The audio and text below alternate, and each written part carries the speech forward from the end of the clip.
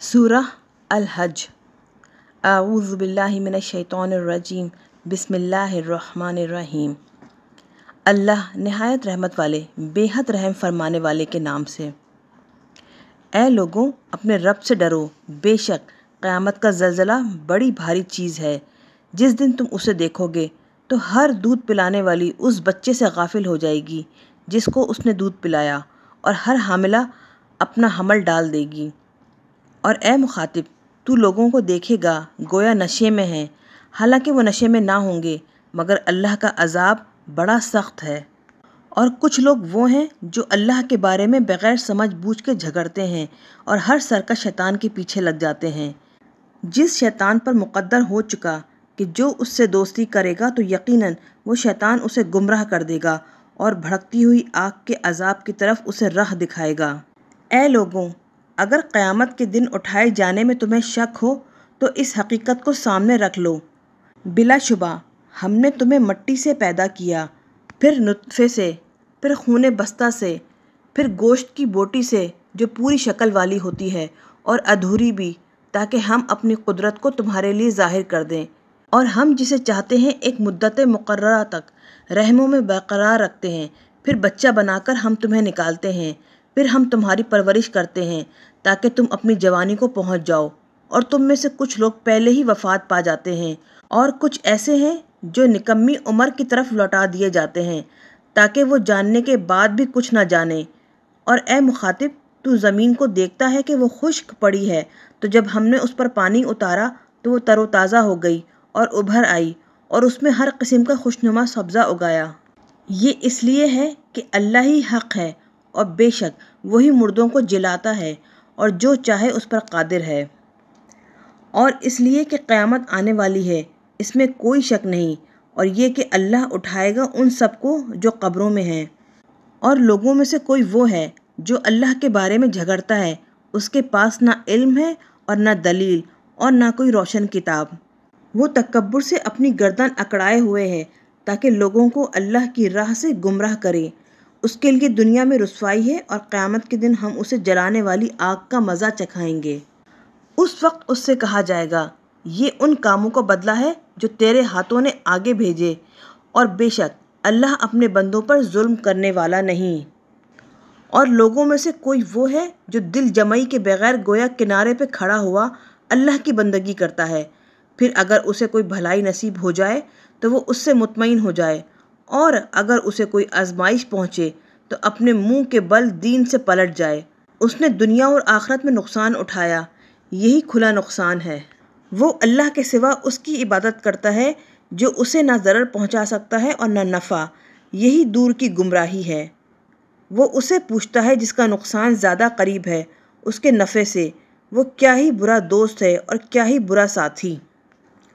بے شک جو لوگ ایمان لائے اور انہوں نے نیک کام کیے، اللہ انہیں جنتوں میں داخل فرمائے گا جن کے نیچے نہریں جاری ہیں۔ بے شک اللہ جو چاہتا ہے کرتا ہے۔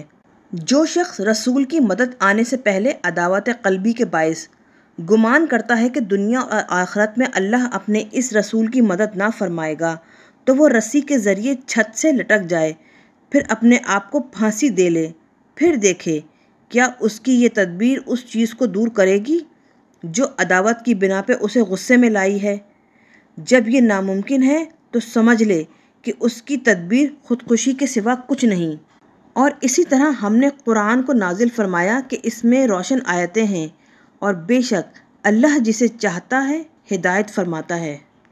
بے شک جو ایمان لائے اور جو یہودی ہوئے اور صابی اور نصارہ اور آتش پرست اور جنہوں نے شرک کیا، یقیناً اللہ ان کے درمیان قیامت کے دن فیصلہ فرما دے گا۔ بے شک اللہ ہر چیز پر نگہبان ہے۔ کیا آپ نے نہ دیکھا کہ اللہ کے لیے سجدہ کرتے ہیں جو آسمانوں میں اور جو زمینوں میں ہیں، اور سورج اور چاند اور ستارے اور پہاڑ اور درخت اور چوپائے اور بہت سے آدمی، اور بہت سے وہ بھی جن پر عذاب ثابت ہو چکا، اور جس کو اللہ ذلیل کرے تو اسے کوئی عزت دینے والا نہیں۔ بے شک اللہ جو چاہتا ہے کرتا ہے۔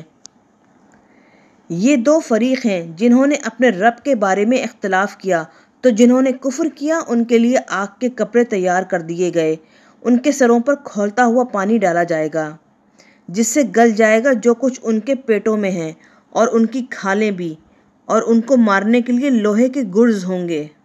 جب وہ شدت غم کے باعث اس سے نکلنا چاہیں گے پھر اسی میں دھکیل دیے جائیں گے اور ان سے کہا جائے گا چکھو آگ کا عذاب۔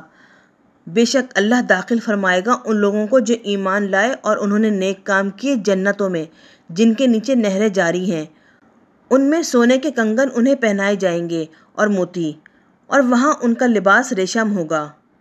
اور ان کو دنیا میں ہدایت کی گئی پاکیزہ بات کی اور حمد کیے ہوئے رب کے راستے کی طرف ان کی رہنمائی کی گئی۔ بے شک جنہوں نے کفر کیا اور وہ اللہ کی راہ سے روکتے ہیں اور اس مسجد حرام سے جسے ہم نے لوگوں کے لیے مقرر کیا کہ اس میں وہاں کے رہنے والے اور پردیسی برابر ہیں، اور جو اس میں ظلم کے ساتھ زیادتی کا ارادہ کرے ہم اسے دردناک عذاب چکھائیں گے۔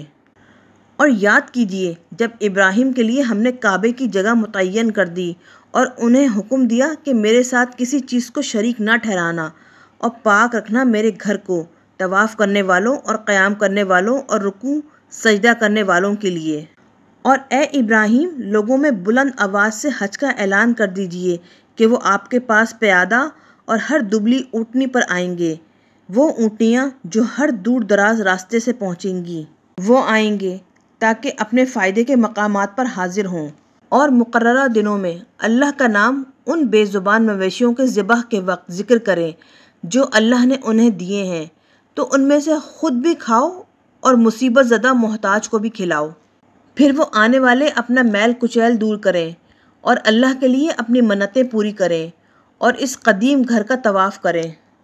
حکم یہی ہے، اور جو اللہ کی حرمتوں کی تعظیم بجا لائے تو یہ اس کے رب کے پاس اس کے لیے بہتر ہے۔ اور تمہارے لیے چوپائے حلال کیے گئے بجز ان کے جو تم پر بیان کیے جاتے ہیں، پس بچو بتوں کی نجاست سے اور پرہیز کرو جھوٹی بات سے، ہر باطل سے الگ، صرف اللہ کے ہو کر کسی کو اس کے ساتھ شریک نہ ٹھہراتے ہوئے، اور جو اللہ کے ساتھ شرک کرے تو گویا وہ آسمان سے گرا، پھر اسے مردار خور پرندے اچک لیتے ہیں یا اسے تیز ہوا کسی دور جگہ میں پھینک دیتی ہے۔ حق یہی ہے، اور جو اللہ کی نشانیوں کی تعظیم بجا لائے تو بے شک یہ دلوں کے تقوی سے ہے۔ تمہارے لیے ایک وقت معین تک ان مویشیوں میں طرح طرح کے فائدے ہیں، پھر ان کے ذبح کرنے کا مقام اللہ کے قدیم گھر کی طرف ہے۔ اور ہر امت کے لیے ہم نے ایک قربانی مقرر کی تاکہ وہ اللہ کا نام لیں اس کے دیے ہوئے بے زبان چوپایوں پر ذبح کے وقت۔ تو تمہارا معبود ایک معبود ہے، تو اسی کے لیے گردن جھکاؤ اور خوشخبری سنا دو تواضع کرنے والوں کو کہ جب اللہ کا ذکر کیا جاتا ہے تو ان کے دل کانپ جاتے ہیں، اور مصیبت پر صبر کرنے والوں کو اور نماز قائم کرنے والوں کو اور ان لوگوں کو جو ہمارے دیے ہوئے رزق سے نیک کاموں میں خرچ کرتے ہیں۔ اور قربانی کے اونٹ ہم نے تمہارے لیے اللہ کے دین کی نشانیوں میں سے مقرر کیے، ان میں تمہارے لیے بھلائی ہے۔ پھر قربانی کے لیے انہیں قطار میں کھڑا کر کے نیزے سے حلال کرتے وقت ان پر اللہ کا نام لو، تو جب ان کی کروٹیں زمین پر گر جائیں تو ان میں سے کھاؤ، اور صبر سے خاموش بیٹھنے والے محتاج اور بے قراری سے مانگنے والوں کو اس میں سے کھلاؤ۔ اسی طرح ہم نے ان جانوروں کو تمہارے لیے مسخر کر دیا تاکہ تم شکر ادا کرو۔ اللہ کو ہرگز نہ پہنچیں گے ان کے گوشت اور نہ ان کے خون، لیکن تمہارا تقوی اس کی بارگاہ میں ضرور پہنچے گا۔ یوں ہی انہیں تمہارا تابع کر دیا تاکہ شکر کے لیے تم اللہ کی بڑائی بیان کرو اور اس کے اس انعام پر کہ اس نے تم کو ہدایت فرمائی، اور نیکی کرنے والوں کو خوشخبری سنا دیجیے۔ بے شک اللہ ایمان والوں سے دفع کرتا ہے شر کو، بے شک اللہ دوست نہیں رکھتا کسی خیانت کرنے والے ناشکرے کو۔